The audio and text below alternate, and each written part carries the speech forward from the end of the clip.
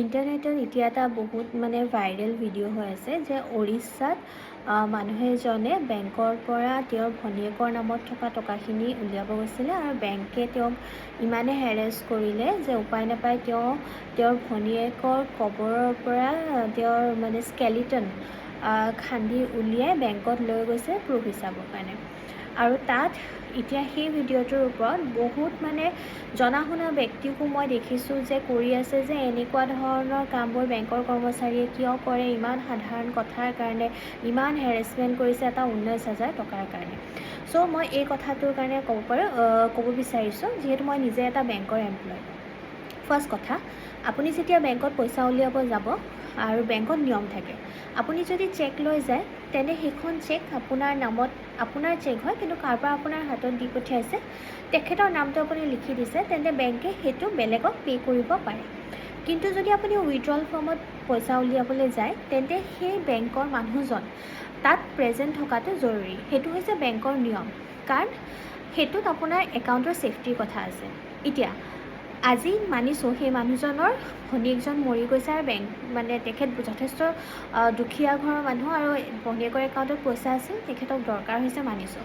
কিন্তু আপুনি ভাবক, সেই মানুহজনৰ কথা নাভাবি আপুনি বেলেগ এজন কাষ্টমাৰৰ কথা ভাবক যে বেংকে যদি এনেকৈ আপোনাৰ একাউণ্টত আপুনি পইচা ওলাব গৈছে, বেলেগে কোনোবাই পইচা ওলাব গৈছে আৰু বেংকে যদি আপোনাক নিবিচাৰি বেলেগজনৰ হাতত পইচা দি দিয়ে তেন্তে কি হ'ব?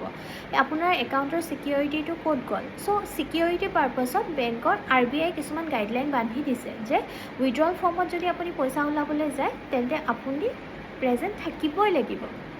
ছেকেণ্ড কথা, যেতিয়া এজন মানুহ মৰে তেতিয়া আপুনি কি হয়, তেওঁৰ একাউণ্টত থকা পইচাটো আন কোনেও ওলাব নোৱাৰে। তাৰ কিছুমান প্ৰচিডিউৰ আছে যাক আমি ক'ম ডেথ ক্লেইম। যদি আপুনি একাউণ্টত নমিনি দি থৈছে তেন্তে ডেথ ক্লেইমৰ পইচাটো উলিয়াবলৈ একেবাৰে সহজ। এখন ফৰ্ম থাকে, ডেথ চাৰ্টিফিকেট দিব লাগে, KYC ডকুমেণ্টছ দিব লাগে, আপোনাৰ কামটো হৈ যায়। কিন্তু নমিনি নাথাকিলে যথেষ্ট দিগদাৰ হয়। যদি আপোনাৰ যিজনৰ ডেথ হৈছে তেখেতৰ একাউণ্টত যদি 5 লাখৰ ওপৰত পইচা থাকে তেন্তে ছাকচেছন চাৰ্টিফিকেট লাগিব।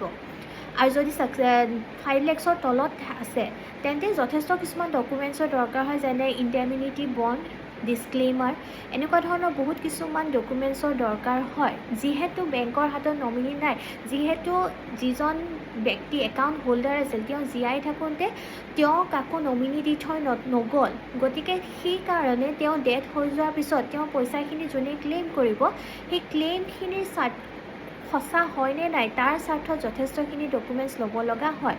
এইটো কিয় ল'ব লগা হয়? একাউণ্টটোৰ ছিকিউৰিটি পাৰ্পাছত, আৰু সেই পইচাখিনি যাতে হয় যোনে পাব লাগে তাৰ ওচৰলৈ যাতে যায়, সেইকাৰণে এই প্ৰচিডিউৰবোৰ ফ'ল' কৰা হৈছে। আৰু এইবোৰ বেংকে বনোৱা ৰুল নহয়, এইবোৰ RBI বনোৱা ৰুল হয়। এইবোৰৰ কাৰণে মানুহৰ হেৰেছমেণ্ট হয়, কিন্তু এই নিয়মখিনি কাষ্টমাৰৰ নিজৰ ছিকিউৰিটিৰ পাৰ্পাছৰ কাৰণেই বনোৱা হৈছে।